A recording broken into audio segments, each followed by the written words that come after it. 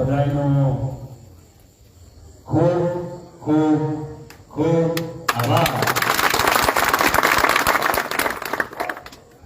હું નાનો હતો ને તે વખતે એક વાત સાંભળતો હતો આપણા સમાજની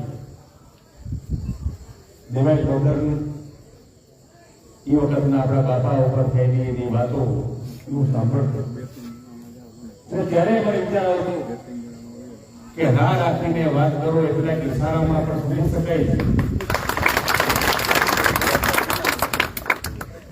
એનું જ્ઞાન એનું ભાન આજે પણ મળે છે. કોઈને કંઈ કહેવું ન પડે, કોઈને ફોન ન કરવો પડે, કોઈ ગામમાં મિટિંગ ન કરવી પડે. હું તો તમારાથી એટલો દૂર હતો કે ત્યાં અલગ વાતાવરણમાં હતો. ત્યાં 4 ડિગ્રી ટેમ્પરેચર મારી માં હતું, -44. છતાં તમે સમજી જાઓ, કરી આપણને વધારે અપેક્ષા તમારી પાસે શું હોય છે. તમારો બધાનો ખૂબ ખૂબ આભાર. એક નાની વાત છે, હું મારી વાત પૂરી કરતી છે.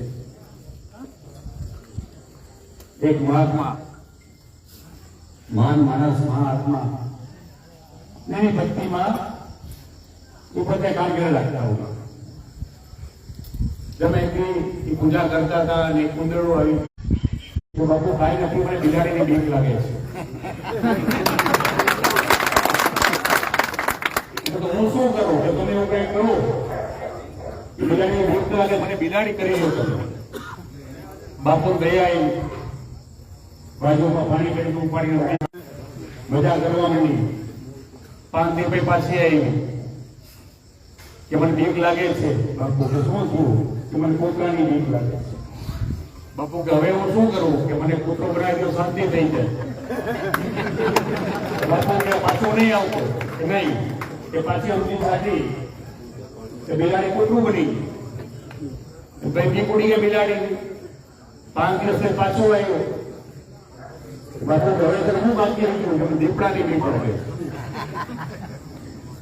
દીપડો કર્યો પછી કોઈ બી માનવા નહીં. બાપુ બહુ સારું, બાપુ સાઈ ગઈ ને દીપડો થઈ ગયો. પણ દીપડો થઈ ગયો પછી બેઠો રહ્યો. બાપુ કે જા કે બાપુ હવે અમે ખોરાક તો બહાર ઉપર જાઉં.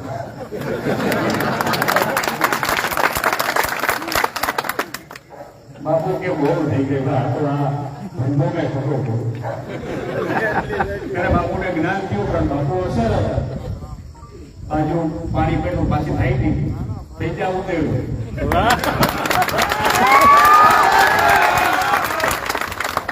તમે જે ઉંદર મને દીપડો બનાવ્યો તો દીપડામાં જ પાછું ઉંદરડું કરી દીધું. તમારો બધાનો ખૂબ ખૂબ આભાર.